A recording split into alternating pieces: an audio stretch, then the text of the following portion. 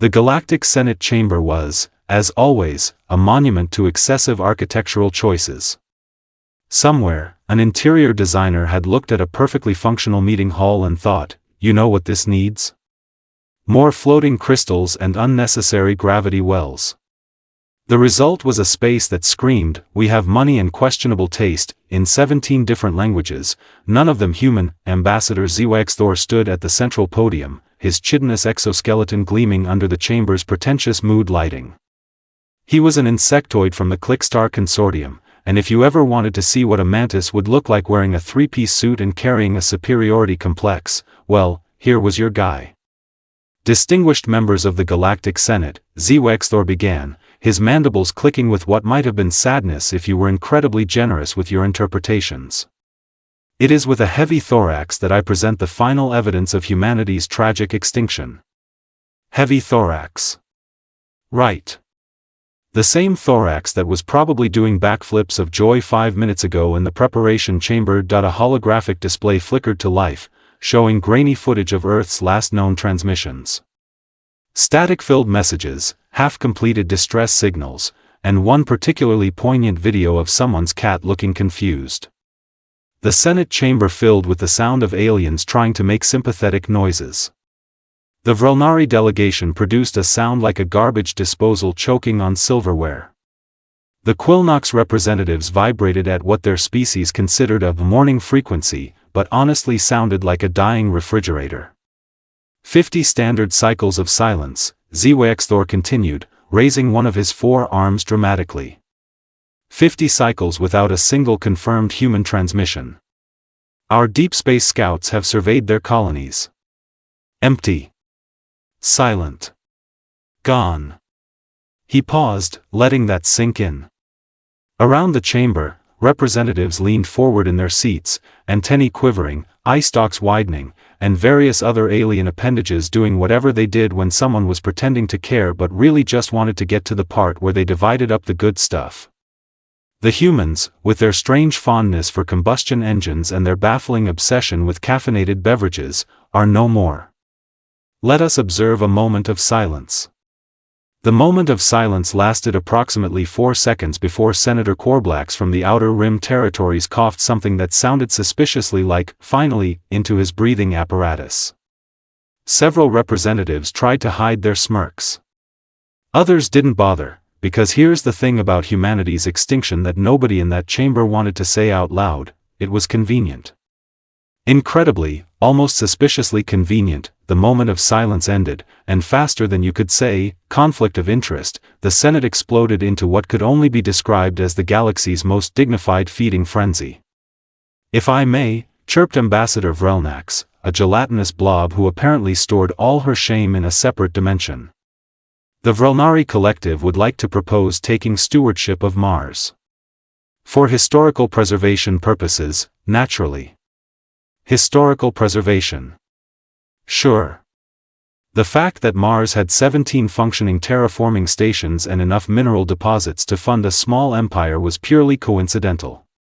Seconded, someone shouted from the back, probably someone who'd already worked out a resource-sharing deal in the hallway, the holographic display, which moments ago had shown humanity's tragic final messages, now displayed a map of human territories.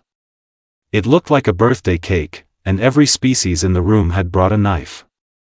The Quilnox Foundation, announced Representative Thrix, his vocal sacs inflating with barely contained glee, would be honored to maintain Earth itself as a memorial to our departed friends.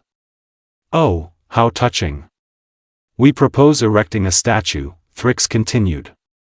A tasteful monument to humanity's contributions to galactic society. How large were you thinking? Asked HFY, already pulling up architectural renders. Oh, something modest. Perhaps, 2 meters. 2 meters. For an entire species. The Senate had approved a 40-meter statue for the Quilnox senator who invented a slightly more efficient wastewater recycling system last year, but sure, 2 meters for humanity seemed appropriate. The chamber devolved into polite chaos. The kind of chaos where everyone says, please, and, with all due respect, while essentially mugging a corpse. The Xantherii wanted the colony on Proxima Centauri. The Morphidians called dibs on Titan's fuel reserves. Someone from a species whose name sounded like a sneeze claimed the agricultural stations orbiting Kepler-442b.it was like watching vultures in business suits, if vultures had parliamentary procedure and Robert's rules of order. Within 15 minutes, humanity's 300-year legacy of space exploration had been carved up, portioned out, and filed under case closed. Grief, as it turned out, had a very short half-life when real estate was involved. The Senate was just moving to formalize the territorial redistributions when the chamber doors burst open with a sound like destiny having a really bad day. The doors to the Galactic Senate chamber didn't just open. They exploded inward with the kind of dramatic timing that suggested either incredible luck or someone who'd been standing outside waiting for exactly the right moment to make an entrance. Every head, eye stalk, sensory node, and consciousness projection turned toward the entrance. Standing in the doorway, backlit by the corridor lights like some kind of avenging angel who'd had a really long day, was a human woman. She wore a Terran fleet uniform that had seen better decades. Scorch marks decorated one shoulder. The rank insignia was half melted. Her boots looked like they'd personally stomped through at least 3 different apocalypses and possibly a minor hell dimension.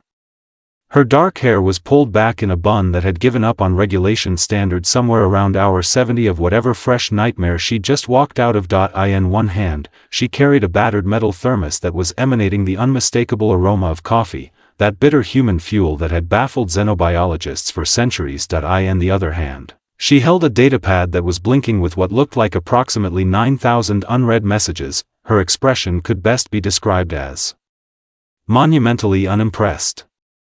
The Senate chamber, which moments before had been a cacophony of bureaucratic backstabbing, fell into the kind of silence usually reserved for funerals or surprise tax audits. Captain Miranda Chen of the Terran Remnant Fleet took one long, deliberate sip from her thermos. She looked around the chamber, taking in the holographic display still showing the carved-up map of human territories, the smug faces frozen in mid-negotiation, and Ambassador Zewexthor who looked like he was experiencing all 5 stages of grief simultaneously. She cleared her throat. "Reports of our death," Miranda said, her voice carrying across the chamber with the flat, dangerous calm of someone who was way too tired for this nonsense, "have been greatly exaggerated." Then she smiled. It wasn't a nice smile.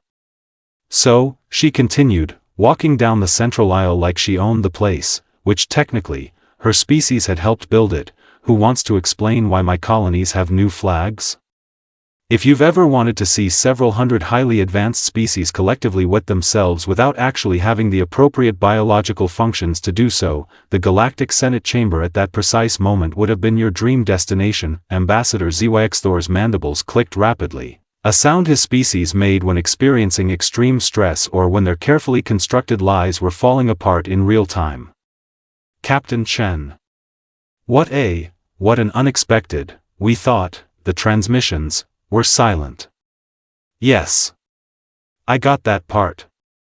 Miranda took another sip of coffee, savoring both the caffeine and the panic radiating from the podium. 50 cycles, you said?" 50 standard cycles, yes, and without any confirmed.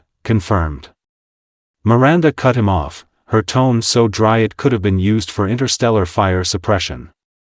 "That's an interesting word choice. Almost like you didn't actually bother to check thoroughly." The Vrelnari delegate, Vrelnax, attempted damage control by vibrating apologetically. "Captain, please understand, we sent scouts to your registered colonies. They appeared abandoned." Miranda nodded slowly. "Right. Question, how many of our 47 colony systems did your scouts actually visit?" Silence. "I'm sorry," Miranda continued, pulling out her datapad and swiping through screens. "I must have missed your answer. Let me rephrase, did you check all 47 systems, or did you check, say, the 3 closest ones, decide we were probably all dead, and immediately start planning the liquidation sale?" More silence. Damning, uncomfortable silence. Miranda tapped her datapad. The central holographic display flickered, overriding whatever territorial dispute pornography had been showing before. New images appeared, bustling human colonies, space stations with active docking bays, agricultural platforms harvesting crops, mining operations extracting resources, and one particularly petty shot of a "no trespassing" sign outside the Mars orbital facility. "That's odd," Miranda said, zooming in on a timestamp. "These are from yesterday. But we're extinct, aren't we?" Senator Korblax, who'd coughed, finally, earlier and was now deeply regretting his life choices, attempted to contribute. "But the distress signals were from 50 years ago." "Yes. We had a situation." Miranda's expression suggested that situation was doing some heavy lifting. "We got busy. Forgot to update our answering machine. Our bad." She took another long, deliberate sip of coffee while the Senate squirmed. "Though I have to say," Miranda continued, "I'm impressed by how quickly you moved on. Very efficient. We weren't even cold yet and you'd already measured Earth for new curtains." HFY's exoskeleton was literally rattling now. "Captain, this is clearly a massive misunderstanding." "Oh, it's massive, all right." "So," Miranda said, settling into the speaker's chair that HFY had vacated faster than physics should have allowed, "I suppose you're wondering where we've been." The Senate, collectively, nodded, vibrated, or performed whatever gesture their species used for "yes, please explain" before we all have synchronized panic attacks. Miranda pulled up another holographic display. This one showed something that made several representatives recoil. It looked like someone had taken a squid, crossed it with a nightmare, and given it the ability to exist in multiple dimensions simultaneously. Meet the Valkesh. Interdimensional parasites. Charming little things. They showed up about 52 years ago, decided human neural tissue was delicious, and started hopping through dimensional rifts to eat our brains. She said this with the same tone someone might use to describe a mild inconvenience, like traffic or a paper cut. They could phase through shields, ignore conventional weapons, and had this annoying habit of appearing inside our ships, stations, and colonies without using doors. Very rude. The Quilnox representative, Thrix, made a strangled sound. "And you defeated them?" "Eventually." Miranda shrugged. "Took us about 47 years of trial and error. Lots of error. Lots of casualties. We tried shooting them, bombing them, asking them nicely to leave. Nothing worked." She pulled up images that looked like humanity's greatest hits album, if that album was titled "Humans Doing Unhinged Things to Survive."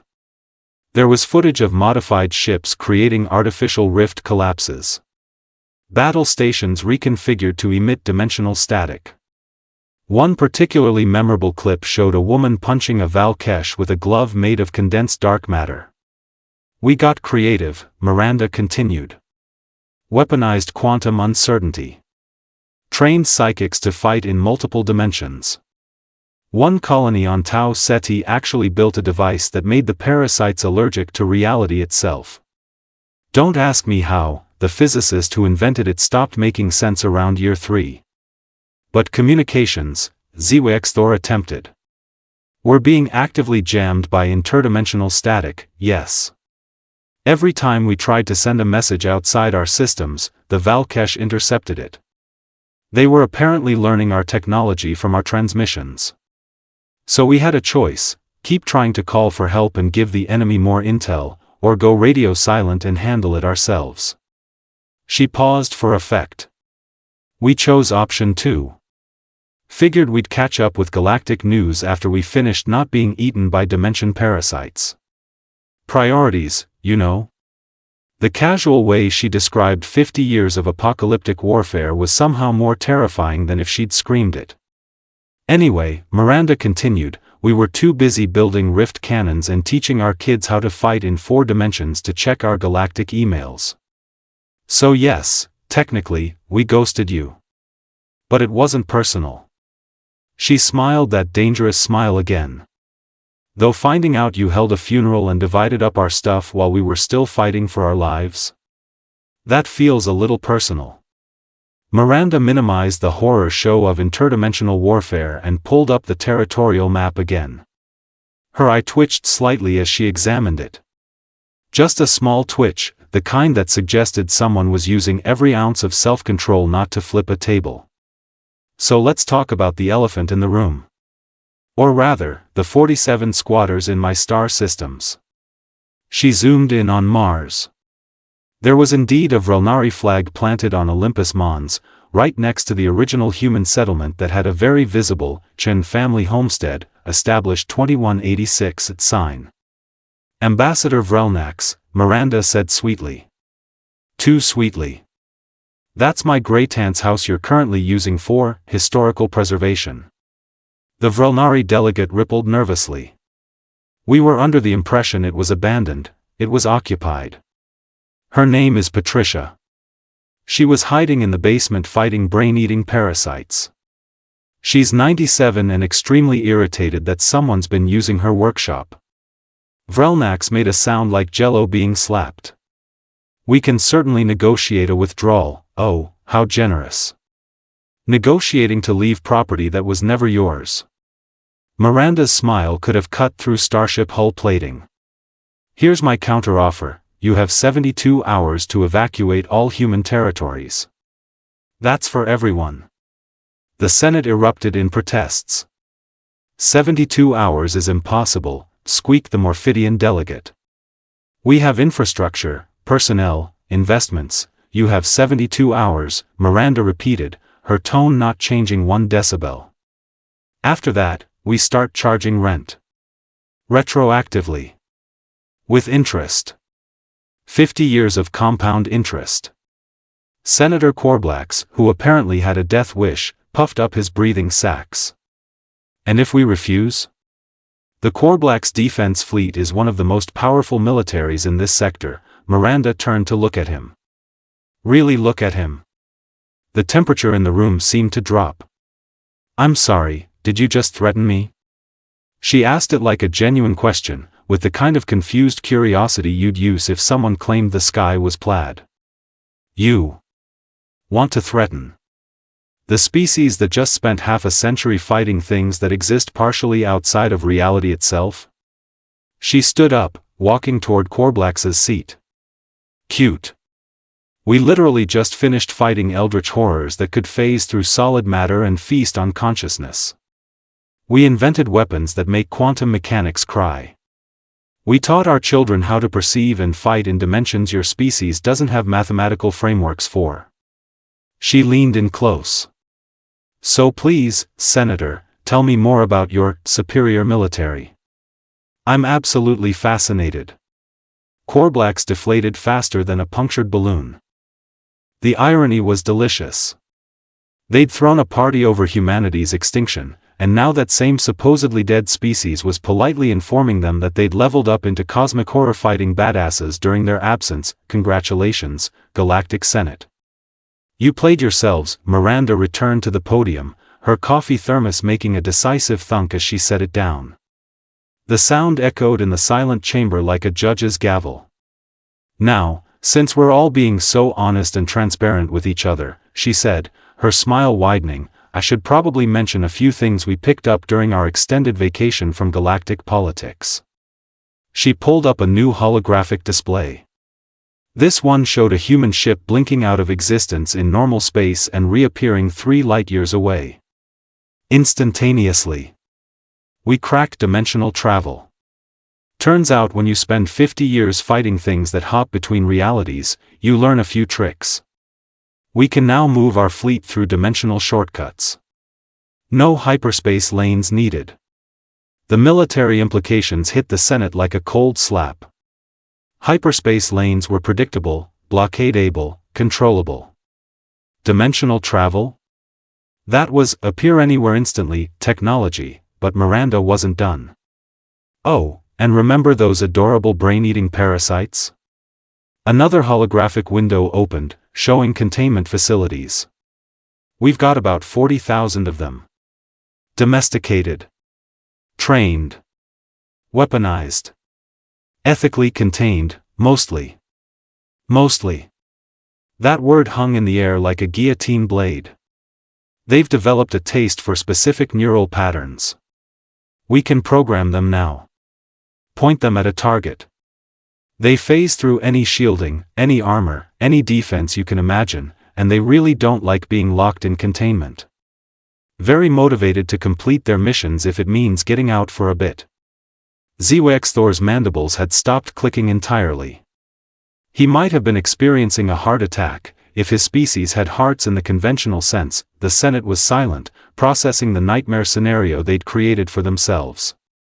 They'd declared humanity extinct, tried to steal their stuff, and in doing so had completely missed that humanity had evolved into something significantly more dangerous than before. It was like celebrating that the wolves had left, only to discover they'd actually gone to the gym, learned mixed martial arts, and acquired assault rifles. So let me recap, Miranda said cheerfully. You thought we were dead. We're not. You took our colonies. We want them back. And now we have technology that makes us functionally unstoppable. She picked up her coffee again. Bet you're really regretting that premature funeral, huh? Miranda pulled up a document that appeared on every representative's personal display simultaneously. The fact that she could override Senate security systems so easily was just another little power move that made everyone squirm. Here are humanity's terms. Non-negotiable. Point 1. Immediate return of all human territories. You have 72 hours. We've discussed this. Point 2. Reparations for 50 years of unauthorized occupation. I've itemized everything. Mining rights, resource extraction, rental fees, emotional distress. It's all there. With compound interest calculated at Galactic Banking Consortium standard rates. Several representatives scrolled through the document and made choking sounds at the numbers. Point 3. A formal apology. Galaxy-wide broadcast. Prime time across all major networks. I want every species from here to the outer rim to know that the Galactic Senate declared us dead, looted our stuff, and got caught. HFY looked like he wanted to crawl into a dimensional rift himself. And point 4. Miranda's smile turned slightly mischievous. Someone stole my great-aunt Patricia's prize-winning tomato plants from her Mars greenhouse. I want them back. Alive. Healthy. She's been growing those for 70 years and she's extremely upset. The galaxy's most powerful governmental body had just been threatened over heirloom vegetables. Any questions? There were no questions.